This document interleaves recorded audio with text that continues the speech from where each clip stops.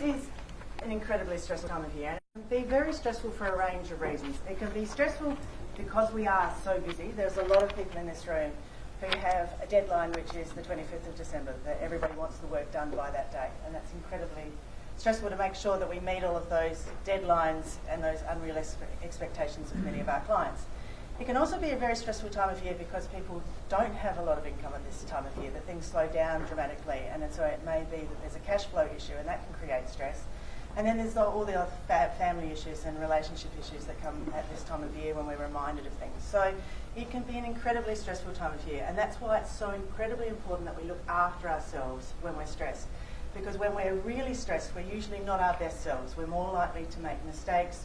We're more likely to get injured if we're doing physical labour. There's a whole heap of things that can happen if we're not our best selves. So we need to find ways to look after ourselves. But that's so difficult when you are so stressed and when you've got so much on.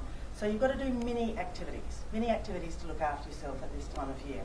So the number one thing I think you can do is create a playlist of your favourite songs and play them as often as you possibly can during the day when you're driving around or whatever, because music has this incredible ability to help us calm down. And if you listen to your favourite songs and you crank them up really loudly and you sing along with them, you will feel really good. It's magic. The next thing that I'd encourage you to do is to walk. Now, I know that going for a walk can be really time consuming, but you can do mini walks. So you could just, when you're getting into the car, go for a walk to the end of the street and back.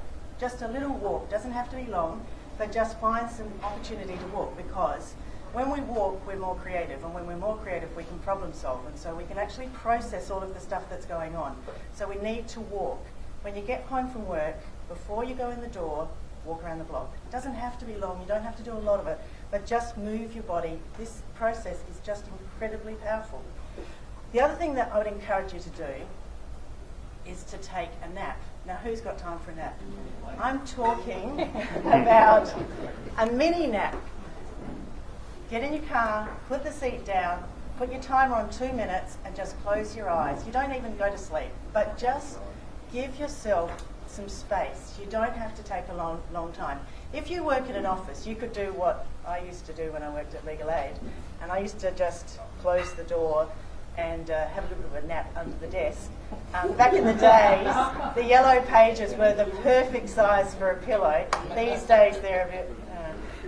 if you work in an open space office, that's a little bit more tricky. I get that. But just giving yourself some space to just chill, because we do need to slow down so we can speed up. You cannot go 100 miles an hour all day, every day. It is just not physically possible, and it's not good for your mental health. And finally, the one thing that we can all do in this room that will help each other enormously is to listen to each other. What I know is that when we feel heard, that helps us reduce our stress levels. And we might be going home to family who are also stressed or who don't quite get what we do because we're self-employed or whatever. But everybody in this room knows what we're going through.